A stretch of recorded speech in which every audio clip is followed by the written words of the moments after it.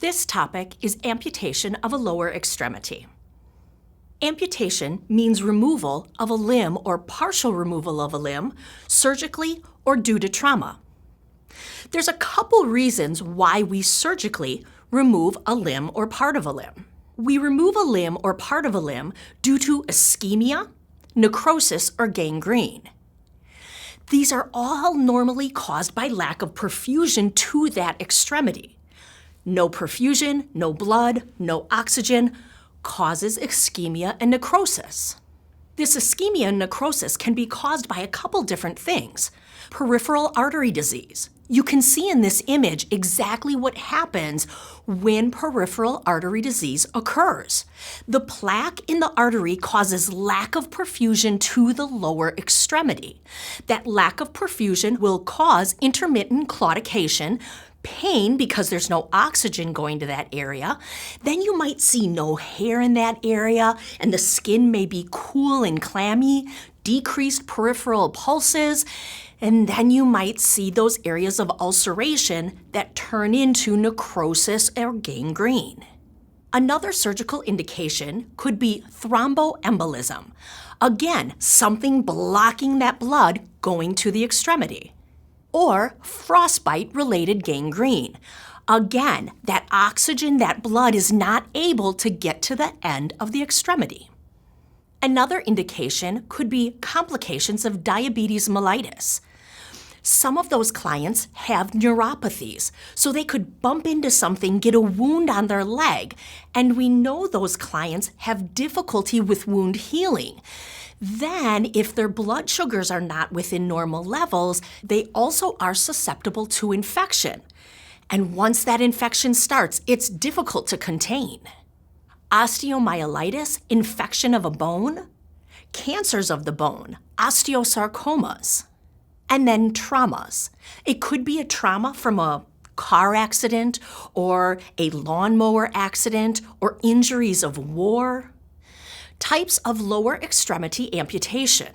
When amputation is done in the operating room, the surgeon wants to preserve as much of the tissue as possible, but they also need to remove anything that is dead or infected so that the remainder of the limb can heal. You can see in this image the different levels of amputation. A traumatic amputation can happen anywhere in the lower extremity. Above the knee amputation is in the red highlighted area. Below knee amputation is in the purple highlighted area. And then there's the cyme amputation. That's in the gold highlighted area. Most of the foot is removed, but the ankle remains.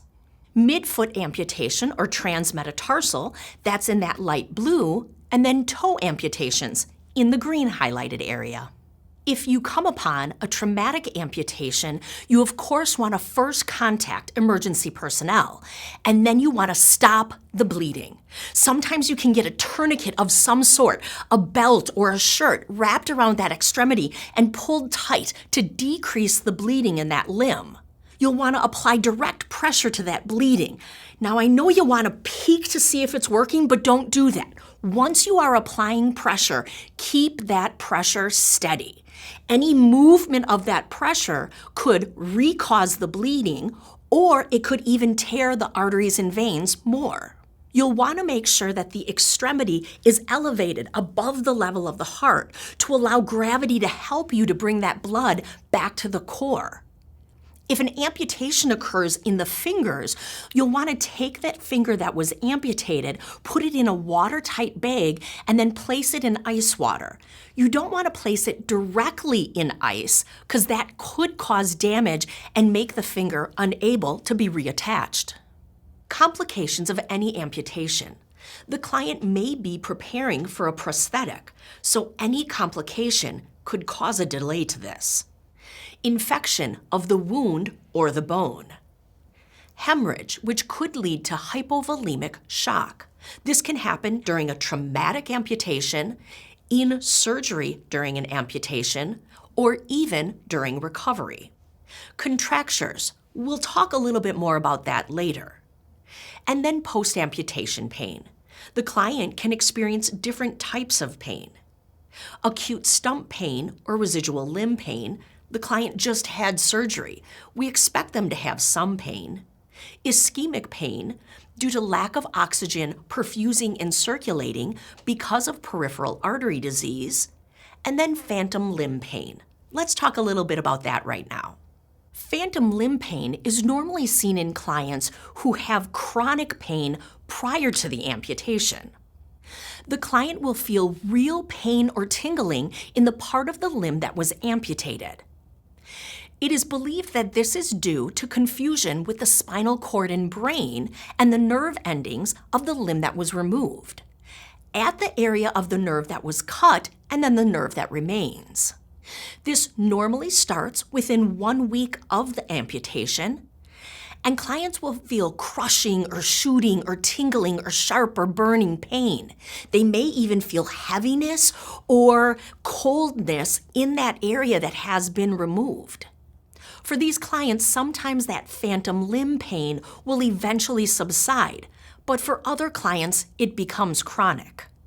Nursing interventions for phantom limb pain include validating the client's pain. This is very real for the client. We don't want to be dismissive to their pain.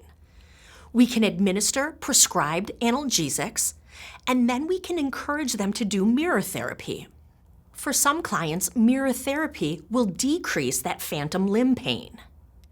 The mirror therapy is thought to provide visual information to the client's brain, and it replaces sensory feedback from the missing limb. Additional complications include the psychosocial implications of amputation. These clients will have a disturbed body image, they may have decreased self-care, and they may socially withdraw.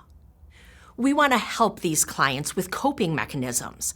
We want to encourage them to touch and feel and talk about the amputation and their residual limb. We want to encourage them to care for that residual limb. We want to encourage them to resume their social activities. And we want to encourage lifestyle modifications so they can return to maximal independence. Postoperative care for the client with an above-the-knee amputation includes contracture prevention. A hip contracture could be a debilitating complication for this client. So we want to do a couple things to prevent it. We want to lie the client prone for approximately 30 minutes, 3 to 4 times a day. Imagine if my head is here and my legs are here, we want to prevent that hip contracture. So by lying the client prone, it allows that area to be stretched. Also, we want to avoid them being in any sort of position more than an hour that could encourage that contracture. That could be placing a pillow under the knee, there's a contracture, or them sitting in a chair for longer than an hour. Again, there's that contracture. So we want to make sure if they're in those positions, we definitely lie them prone, as long as they're able to sustain that position. To keep edema to a minimum for this client in the residual limb, we'll use a figure 8 compression bandage. You can see in the image here how that's done. It's wrapped around the residual limb and then around the next large joint, which in this case happens to be the hips or waist. By wrapping it around the hip and waist, it keeps the bandage in place. For a client with this figure 8 bandage in place, we want to check it daily to make sure that the skin underneath has no signs of redness or odor or irritation, which could indicate a complication. Nursing interventions for this client includes pain management. We want to make sure we're monitoring it and also addressing any sort of pain that they're having. We want to encourage upper extremity strengthening exercises. Sometimes these clients have a trapeze apparatus on their bed. They can lift themselves on that trapeze apparatus, or they could even push themselves up in bed with their arms. These are 2 exercises that can encourage upper extremity strength, which is important for when they start to do crutch walking or gait training.